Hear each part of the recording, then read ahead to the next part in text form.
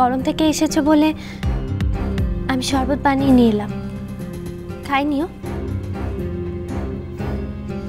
মোর ওপরে রাগ করেছো বলে মোর বানানো শরবতের ওপরে রাগ করবে?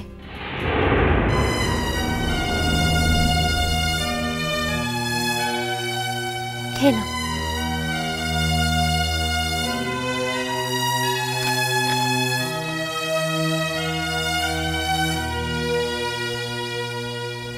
ঠাকুরপো, শুভ সব কি বলছে? আমার বুক তো হিম হয়ে আসছে। একথা বলার মানে কি? আমার তো বৌদির কথা শুনে আমাদের ভালো লাগলো না। তার মানে? যা চ্যাটাং চ্যাটাং করে কথা শোনালো, বাড়িতে থাকাই মুশকিলের। দেখলাম তো উনি তো বাড়িকে সহ্যই করতে পারেন না। মা, সোনা জেঠি, তোমাদের আরো একবার বলছি, আরো একবার ভেবে দেখো। অন্য মেয়ে হলে বলতাম না, কোনো সুস্থ মেয়ে হলে বলতাম না। সে নিজের অধিকার নিজে লড়াই করে বুঝে নিত। চিন্তা আমাদের এই মেয়ে বলে। হতে দেখো কি বলেছে কি সে? বাড়ির সেদিনের আচরণে উনি খুবই অপ্রসন্ন। সব থেকে বড় কথা যে তিনি তো মনে করছেন যে বাড়ি তাকে অপমান করার জন্য ইচ্ছে করে কথাগুলো বলেছে। এই মানেটা কি? আমার বাড়ি যদি অত বোধ বুদ্ধি থাকতো তাহলে এটা হতো? সে তো তুমি বলছো, তিনি তো মনে করছেন না। অথচ বাড়িকে ওর বাড়িতেই থাকতে হবে, ওর সঙ্গেই থাকতে হবে।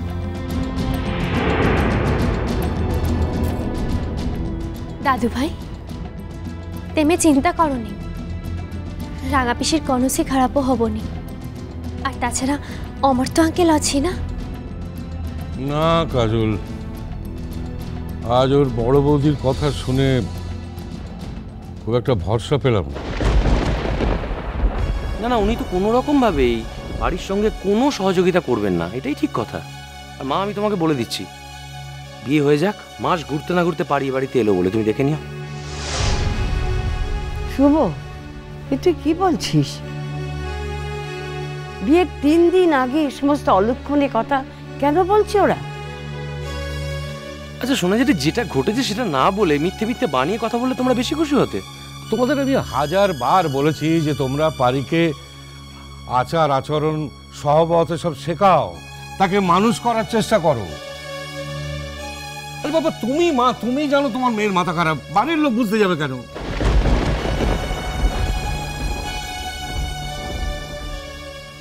দেখো তো দি কেমন আমার উপর চেঁচা আছে, দেখেছো? আমি কি কম চেষ্টা করেছি নাকি ওকে মানুষ করতে? সে কি কারো কথা শোনে? সে কি কাউকে মাননি করে? নিজে যে এত কথা কইছে, সে নিজে চেষ্টা করেন না কেন? তার চেষ্টা মানে তো চোরের মাঠ। এর বাইরে তো আর কিচ্ছুটি জানে না, কিচ্ছুটি জানে না। ছুটকি, দেখো ঠাকুরপো, পারি অবুঝ, তার বুদ্ধি শুদ্ধি কথা বলা সাধারণ মানুষের মতো নয়, এটা আমরা জানতাম। আর জানতাম বলেই তার বিয়ের জন্য তো আমরা পাত্র খুঁজতে যাইনি। সে তো নিজে যেতে বিয়ে করতে চেয়েছে। হ্যাঁ, আমাদের কত সাহস আছে যে অমর্তমতের ছেলের সঙ্গে আমরা কত কইব? সে নিজে বলেছে তাই বলেই না? হ্যাঁ, সে নিজে থেকে বললো আর তোমরা হাতে স্বর্গ পেয়ে গেলে। একবার আগে পিছিয়ে কিচ্ছু ভাবলে না। সে তো পারির দেওয়া প্রণামীও নেবে না বলেছে। হ্যাঁ, সে কি গো, কি কথা? আচ্ছা ঠাকুরপো, এসব কথা বলার সময় কি অমর্ত্য কাছে ছিল? হ্যাঁ ছিল বৌদি, একেবারে চুপচাপ ছিল, একটা কথাও সে বলেনি। তাই নাকি? অবশ্য কি বা বলতে পারতো এই সময়, সেটা বড় কথা নয়। বড় কথা হলো, আচ্ছা মা, আপনাদের কি কোনোদিন আক্কেল হবে না বলুন তো? ঠাকুরজিকে পাঠিয়ে দিয়েছেন বাজারে অমর্ত্য ছাড়া, কাজলও সঙ্গে যায়নি যে ওকে সামলাবে। আচ্ছা আমি ওকে সামলাবো না জিনিসপত্র কিনবো বলুন তো? এই বেলা আমার দোষ দেখছে, আর সেই দোকানে তার দোষ কেউ দেখছে না। জানো তো মা, আমি একটা কি সুন্দর কাপড় পছন্দ করেছিলুম, আমি পাগল ছাগল বলে না আমাকে কোনো পাত্তাই দিলুনি, সেই কাপড়টা অন্য লোককে দিয়ে দিল। কেন গো, আমি পাগল বলে কি আমার পছন্দের কোনো দাম নেই গো? জানেন বাবা পারি আজকে কি করেছে? আমরা দোকানের একদিকে বসে কেনাকাটা করছিলাম, আর ও উল্টো দিকে গিয়ে সেখানে বোধহয় একটা কাপড় ঝোলানো ছিল, সেটা ওর পছন্দ হয়েছে, আর দোকানে ওকে কিছু না জানিয়ে সেটা অন্য কাউকে বিক্রি করে দিয়েছে। আর যেই না শোনা, জানো দাদু ভাই, দোকানদারের সামনে চায়ের গ্লাস রাখা ছিল, সেটা ছুঁড়ে দোকানদারকে মেরেছে। বেশ করেছি, ও কেন অন্যকে আমার পছন্দের কাপড় দিয়ে দেবে শুনি? আর তোকে এত বেশি ফচর ফচর করতে কে বলেছে রে শয়তানি?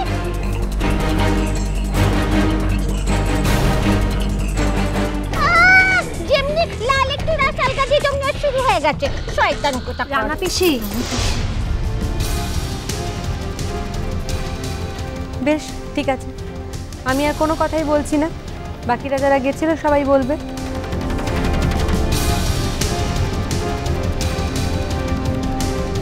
দোকানে অনেকগুলো কাপড়ে চায়ের ছিটে লেগেছে, আর তাছাড়া দোকানদারের কপাল ফেটে ঝরঝর করে রক্ত।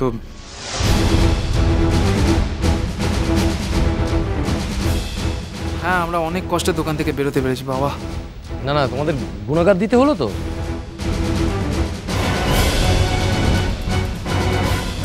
গুণাগারের কথা ছেড়ে দাও বাপি, আর একটু হলে তো থানা পুলিশ হয়ে যেত।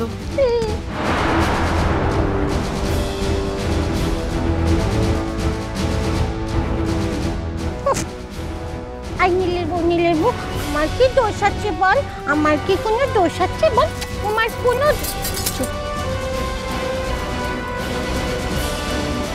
আজ যা করেছো ঠাকুরজি, আর কথা বলুন, আমিও বলতে বাধ্য হচ্ছি, বিয়ের বদলে না হাজত বাস হতো। অনেক কষ্টে তোমাকে বাঁচিয়ে বাড়ি ফিরে এনেছে, এটা মাথায় রেখো। চুপ করে দেখে না, অমনি শব্দ সামান না। ও বাবা বাবা, ও বাবা বাবা, ও বাবা বাবা, কি হচ্ছে বাবা, ও বাবা বাবা, আমার কি দোষ বলো দেখিনি? হ্যাঁ, আমার পছন্দ করা কাপড়খানা যদি অন্য কাউকে দোকানে দিয়ে দেবে তো আমি তাকে মারবুনি? বলো, আমি তাকে মারবুনি? হ্যাঁ,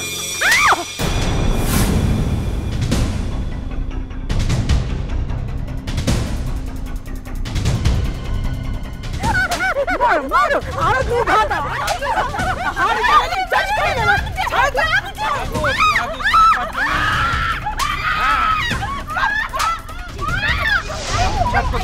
মারিস, মারিস।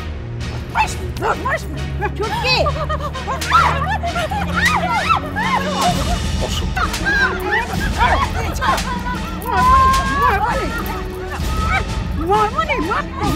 মারবো না।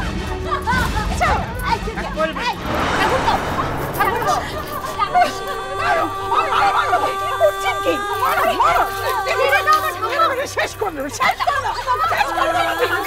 পাগল হয়ে যাবে, মারছো মেয়েটাকে, মরে যাবে তো এবার।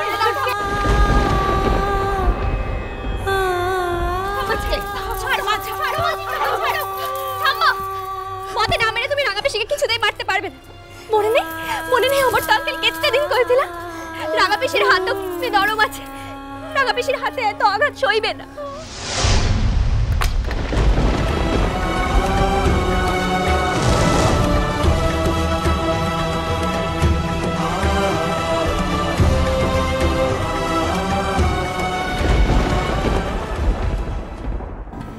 বাবা, কি কি হয়েছে বাবা?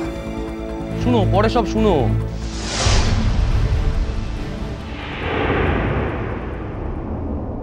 বেশ হয়েছে, সংসার করার মজা এবার বুঝতে পারবে হাড়ে হাড়ে। বজ্জাত মেয়ে কোথাকার, সব ব্যাপারে টনটনে জ্ঞান আর পাগল সেজে থাকে। মেয়ে বিয়ে দেওয়ার মজা এবার হাড়ে হাড়ে বুঝতে পারবে বুড়ো বুড়ি। অবশ্যই ওর গায়ে মেরে দাগ করে দিয়েছো তুমি, দেখো নিজের চোখে।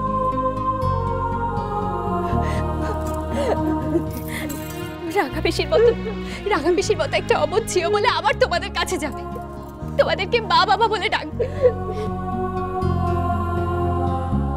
অন্য কোনো মেয়ে হলে না জীবনে কোনোদিন তোমাদেরকে মা বাবা বলে ডাকতো না।